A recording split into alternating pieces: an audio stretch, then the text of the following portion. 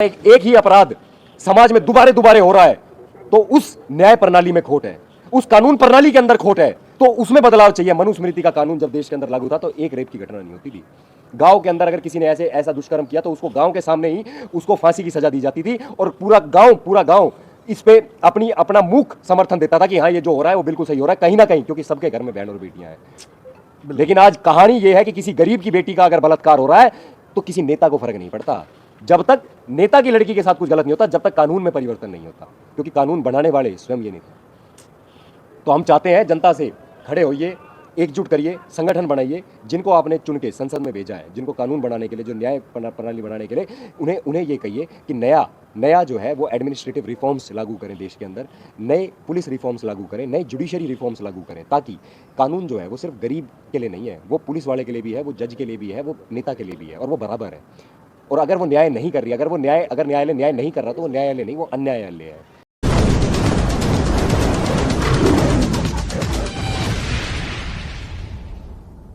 कैसे अपने जीवन में हम लोग परिवर्तन लाएं, ये आपको हम बताएंगे इस ब्लॉग में। तो देखते जाएं आगे। जय श्री राम। योद्धा ही योद्धा को तैयार कर सकता है। बिल्कुल। एक भाई के ब्लॉग से, भाई के चैनल के माध्यम से, भाई देख, पहले तो आज की डेट में बहुत कम लोग हैं जो सनातन का काम करते हैं। देखो भाई, ये देखो कि परिवर्तन समाज में क्यों नहीं आ रहा, ये मैं बता रहा हूँ। भाई के मतलब भाई का चैनल पहले तो सब्सक्राइब कर लेना भाई, और ज़्यादा से ज़्यादा इस वीडियो को शेयर करना भाई, जरूरी है।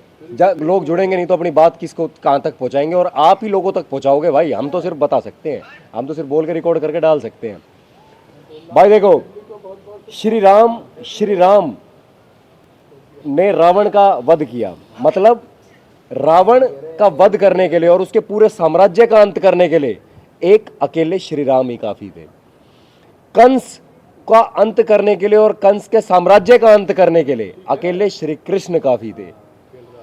धनानंद का अंत करने के लिए और धनानंद के द्वारा अर्जित की गई धन संपत्ति और उसका साम्राज्य का अंत करने के लिए अकेले आचार्य चाणक्य और चंद्रगुप्त मौर्य काफी थे।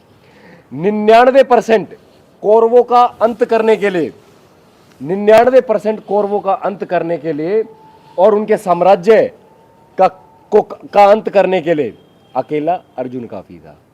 यहां से हमें यह पता लगता है कि जो आज की डेट में जो चाह रहे हैं कि पहले लाखों की भीड़ हो और परिवर्तन बाद में, लेकिन जिन्होंने परिवर्तन किया वो अकेले खड़े हुए, भीड़ उसके बाद आती है। आप उदाहरण बनो, लोगों को ये मत करो कि आप ये कर दो, वो कर दो, फलाना कर दो, ये कर दो, वो कर दो। यहां फर्क क्या है, यहां अंतर क्या है, वो भी बता देता हूं आज के उसमें। श्री राम जी के गुरु महर्षि वशिष्ठ और महर्षि विश्वामित्र, आप महर्षि विश्वामित्र के बारे में पढ़ेंगे तो आप पाएंगे कि वो स्वयं एक योद्धा थे, शस्त्र और शास्त्र दोनों जानते थे, इवन शस्त्र बनाना भी जानते थे, मतलब शस्त्र बनाने की कला में भी निपुण थे। चंद्रगुप्त जिनके शिष्य थे आचार्य चाणक्य, स्वयं एक योद्धा थे। जब धनानंद से जब वो कहने गए थे, जब वो धनानंद के से कुछ रिक्वेस्ट करने गए, रिक्वेस्ट तो खैर क्या करने गए थे, संत सदैव राजा से ऊपर आता है, धर्म हमेशा, राज सत्ता, धर्म सत्ताएं सदैव से ही भारतवर्ष में राज्य सत्ताओं से ऊपर रही हैं। तो अगर आचार्य चाणक्य धर्म सत्ता में थे और आचार्य चाणक्य ने जब धनानंद को कुछ करने के लिए कहा तो धनानंद ने मना कर दिया। उसके बाद आचार्य चाणक्य ने उनसे कहा था, जो धर्मगुरु आचार्य राजा बनाना जानते हैं वो राज सत्ताएं छीनना भी जानते हैं। और उसके बाद जब सिपाहियों से गिरफ्तार करने को कहा धनानंद ने, तो आचार्य चाणक्य ने कहा कि मेरी तलवार किसी के खून की प्यासी नहीं है, जो हाथ तलवारें पकड़ाना जानते हैं वो अपनी स्वयं की रक्षा करना भी जानते हैं। तो कृपया करके इन्हें पीछे कर लो और हमें जो करना होगा वो हम अपने आप कर लेंगे। उसके बाद आचार्य चाणक्य जी ने स्वयं एक योद्धा तैयार किया जिसका नाम चंद्रगुप्त मौर्य, चंदू नाम का बालक, जिसको कहते हैं, आज लोग कहते हैं कि शूद्र घर का एक बालक चंदू नाम का, उसे चंद्रगुप्त बनाया। और उसने वो राजा था जिसका जन्म ना भूत और ना भविष्य है, जिसने भारत को वो ग्लोरी दिलाई, जिसने भारत की टेरिटरी को वहां तक ले गया जहां आप कि श्री कृष्ण ने अगर धर्म की स्थापना, श्री कृष्ण आए श्री राम के कई हजार लाखों साल बाद, और श्री कृष्ण ने आके ये नहीं कहा कि श्री राम आके देश को बचाएंगे या समाज को बचाएंगे। आप मंदिर में जाते हो, मंदिर ये नहीं है कि वो मंदिर में भगवान प्रकट हो जाएंगे और आपकी लड़ाई भगवान स्वयं लड़ेंगे।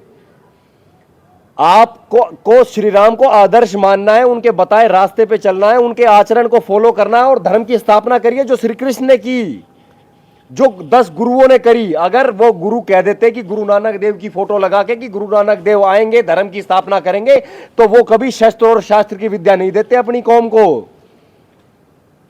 प्रैक्टिकल ज्ञान और प्रैक्टिकल धरा पे उतरो भाई।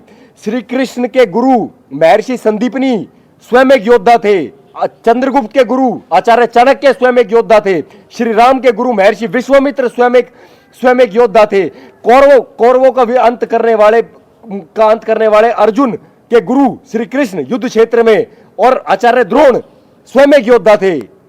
योद्धा ही योद्धा को तैयार कर सकता है। बिल्कुल। तो आप पहले ये देखो कि शस्त्र और शास्त्र आपके गुरु के पास ये दोनों ज्ञान है या नहीं है गुरु बनाने से पहले। और ये देखो उनका समाज में क्या योगदान है। ये नहीं है मात्र एक कथा बाचने से कोई ना, वो जैसे ये आजकल आ रही है ना, कभी वो आ रही है, वो एक है देवी बनी घूम रही है जिसका ड्राइवर एक जिहादी है। मतलब वो गए जगह जगह गौशाला खोल रही है और उसने स्वयं एक विधर्मी से शादी कर रखी है। वो आपको क्या धर्म की शिक्षा देगी जिसके स्वयं के आचरण में इतना खोट है, सिर्फ और सिर्फ पैसा कमाने के लिए। एक और है, देवी बनी घूम रही है, वो देवी कथा करने आती है, उसके चेहरे पे ज्यादा मेकअप होता है, वो मेकअप करके वहां लोगों को अट्रैक्ट करके और उनको गलत शिक्षा दे रही है। अभी वो कुछ दिन पहले वो रजस वाला स्त्री के ऊपर ज्ञान दे रही थी, जो कि बिल्कुल वेद और शास्त्रों के वो था विरोध, मतलब ऑपोजिट था। मतलब आपसे किसी ने सवाल कर लिया, आप उसका आप इतना जवाब नहीं दे सकते कि हमारा इस क्षेत्र में ज्ञान नहीं है। अगर आप किसी को गलत ज्ञान देने से बेहतर है किसी को यह कह देना, अपने लिए स्वीकार करना कि हमारा इस क्षेत्र में ज्ञान नहीं है। तो आप जिसका इस क्षेत्र में ज्ञान है, जो इस क्षेत्र के स्कॉलर हैं, आप उनसे जाके ज्ञान अर्जित करिए। कभी तो वो कहती हैं कि मोरनी का आंसू पी के मोर का आंसू पी के मोरनी बच्चे पैदा कर रही है। हम लोग ऐसे कथावाचकों को सुन रहे हैं, और अगर ऐसे कथावाचकों को सुन के देश के अंदर परिवर्तन आता तो शायद बांग्लादेश का हिंदू विलुप्त नहीं होता। आज 3% है मात्र। 1971 में आजाद हुए बांग्लादेश के अंदर जहां 33% हिंदुओं की जनसंख्या थी, वहां आज मात्र 3% रह गया। 25% पाकिस्तान के अंदर जो हिंदू 1947 में था, वो आज मात्र 1% रह गया। वहां भी खूब कथावाचक थे, खूब FIR होती थी, सब कुछ होता था वहां। परिवर्तन होता है जब समाज खड़ा होता है, वो अपने कानून में बदलाव करता है, वो अपने कोर्ट के नियमों में बदलाव करता है। वो सबको, चाहे वो कोर्ट का जज हो, चाहे वो पुलिस के कमिश्नर हो, चाहे वो ACP हो, DCP हो, उन्हें उनका कर्तव्य बोध सिखाता है कि आप जनता के सेवक हैं, जनता पर हुकूमत करने नहीं आए हैं। बिल्कुल सही बात। जब वो जनता खड़ी होती है और कहती है कि अगर एक ही अपराध समाज में दोबारे हो रहा है तो उस न्याय प्रणाली में खोट है, उस कानून प्रणाली के अंदर खोट है, तो उसमें बदलाव चाहिए। मनुस्मृति का कानून जब देश के अंदर लागू था तो एक रेप की घटना नहीं होती थी। गांव के अंदर अगर किसी ने ऐसा दुष्कर्म किया तो उसको गांव के सामने ही उसको फांसी की सजा दी जाती थी, और पूरा गांव इस पे अपना मूक समर्थन देता था कि हाँ ये जो हो रहा है वो बिल्कुल सही हो रहा है, कहीं ना कहीं, क्योंकि सबके घर में बहन और बेटियां हैं। लेकिन आज कहानी ये है कि किसी गरीब की बेटी का अगर बलात्कार हो रहा है तो किसी नेता को फर्क नहीं पड़ता। जब तक नेता की लड़की के साथ कुछ गलत नहीं होता, जब तक कानून में परिवर्तन नहीं होता, क्योंकि कानून बनाने वाले स्वयं ये नेता। तो हम चाहते हैं जनता से खड़े होइए, एकजुट करिए, संगठन बनाइए। जिनको आपने चुन के संसद में भेजा है, जिनको कानून बनाने के लिए, जो न्याय प्रणाली बनाने के लिए, उन्हें ये कहिए कि नया जो है वो एडमिनिस्ट्रेटिव रिफॉर्म्स लागू करें देश के अंदर, नए पुलिस रिफॉर्म्स लागू करें, नए जुडिशरी रिफॉर्म्स लागू करें, ताकि कानून जो है वो सिर्फ गरीब के लिए नहीं है, वो पुलिस वाले के लिए भी है, वो जज के लिए भी है, वो नेता के लिए भी है, और वो बराबर है। और अगर वो न्याय नहीं कर रही, अगर न्यायालय न्याय नहीं कर रहा, तो वो न्यायालय नहीं, वो अन्यायालय है। बिल्कुल। पुलिस चार्टर एक्ट लागू करो। मैं आपको समाधान बता देता हूँ। पुलिस चार्टर एक्ट लागू करो, जिसके तहत जो पुलिस जिसके अंतर्गत वो केस है, वो 1 दिन के अंदर FIR दर्ज करे, 1 महीने के अंदर उस केस का रिजॉल्व करे। अगर नहीं करता तो उस क्षेत्र के जो उस क्राइम से रिलेटेड जो कंसर्न्ड पुलिस ऑफिशियल है उसके ऊपर कानूनी कार्रवाई हो। और दूसरा, और उसका कानूनी कार्रवाई नहीं, सिर्फ कानूनी कार्रवाई, कहते हैं सस्पेंड कर दिया, सस्पेंशन से काम नहीं चलेगा, टर्मिनेट करना पड़ेगा। जब तक रोजी रोटी नहीं छिनेगी, जब तक आदमी काम नहीं करता। रोजी रोटी का डर होगा, परिवार का डर होगा, उनके सुरक्षा का डर होगा, उनके खाने का डर होगा, जब जाके आदमी काम एक्शन मोड में आता है। यही काम जुडिशरी के साथ लागू हो। जो जज न्याय देने को प्रक्रिया सुनिश्चित करते हैं, उन जज को आज करोड़ों केस पेंडिंग पर कहा जाता है, 4 करोड़ केस पेंडिंग है न्यायालय के अंदर। हमें ये सुनिश्चित करना पड़ेगा कि कोई केस अगर कोर्ट के अंदर गया तो वो 1 साल के अंदर वो कोर्ट का रिजल्ट आना चाहिए भाई, वो वर्डिक्ट आना चाहिए कोर्ट का। अगर नहीं आता तो जो कंसर्न्ड जुडिशरी का जो जज है उसको टर्मिनेट किया जाए, बिल्कुल इमीडिएट उस पर एडमिनिस्ट्रेटिव रिफॉर्म्स किए जाएं। आज की डेट में देखो, जिस टाइम आईपीसी की सीआरपीसी की धाराएं बनी थी उस टाइम कैमरे नहीं थे, वीडियोग्राफिक एविडेंस को तवज्जो नहीं दी जाती थी, आदमी फ़ोन नहीं थे सबके पास। आज की डेट में प्रत्येक नागरिक के पास फ़ोन है, सोशल मीडिया एक बहुत बड़ा टूल है। और अगर वीडियोग्राफिक एविडेंस है, एक आदमी दिख रहा है कि भाई एक आदमी कत्ल कर रहा है, दूसरा आदमी छुरा घोंप रहा है, कोई आदमी छुरा घोंप रहा है, तो भाई उसका कत्ल, जो आदमी कत्ल कर रहा है उसको इमीडिएट बेसिस पे हैंग टिल डेथ, फांसी की सज़ा दी जाए। एक फांसी की सज़ा, एक को आप हैंगिंग, पब्लिक हैंगिंग कर दो इंडिया गेट पे, आपको दोबारा वो चीज़ देखने को नहीं मिलेगी भाई। 5वीं चीज़, नार्को पॉलीग्राफी मैपिंग टेस्ट बहुत ज़रूरी है क्रिमिनल का।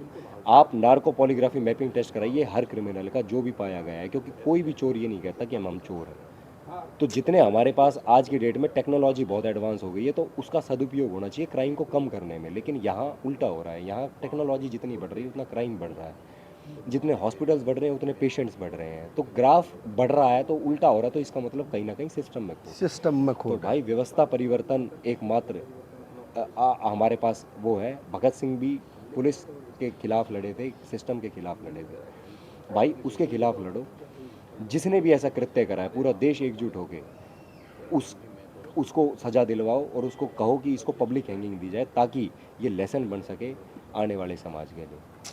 जैसे शरिया में होता है कि किसी बच्ची का रेप कर दिया, अभी रेप कर दिया, हमें कहते हुए भी ये शर्मिंदगी महसूस होती है कि 3 साल की लड़की के साथ रेप किया गया और 3.5 घंटे तक, 4 साल की लड़की पांडव नगर के अंदर बलात्कार कर दिया जाता है, और कोई ऐसा विरोध प्रदर्शन पूरे देश में देखने को नहीं मिलता जो होना चाहिए। जिस तरह की प्रतिक्रिया पूरे देश को देनी चाहिए उस ऐसी प्रतिक्रिया नहीं दी जाती। मात्र 1 से 2% लोग वहाँ पहुँचते हैं भाई। जो समाज संगठित नहीं है उनकी कोई नहीं सुनता। आज लोग कहते हैं कि मुसलमान ये वो, मुसलमान ये, भाई मुसलमान हर लड़ाई इसलिए जीतता है क्योंकि वो संगठित है, संगठन में शक्ति है। सभी से निवेदन करता हूँ भाई, सिर्फ आप संगठित हो जाइए, आपके सारे काम अपने आप होते हुए चले जाएंगे। आप इकोनॉमिक रूप पे भी सुदृढ़ हो जाएंगे, आप न्यायिक रूप पे भी सुदृढ़ हो जाएंगे, कानून भी आपकी बात सुनेगा, नेता भी आपकी बात सुनेगा, क्योंकि सब स्वार्थवश ये काम करते हैं। नेता स्वार्थ में आके ही आपका काम करेगा, वो अपना स्वार्थ पहले देखता है, आपका बाद में। तो जब तक उसे वोट का डर नहीं दिखाओगे, कोई आपकी नहीं सुनने वाला है भाई। गंगा मैया के तट से आज ये नव वर्ष में संकल्प लेते हैं कि हम हिंदुओं को, सनातन को, कंपटीशन को ख़त्म करके कॉपरेशन की भावना को दोबारा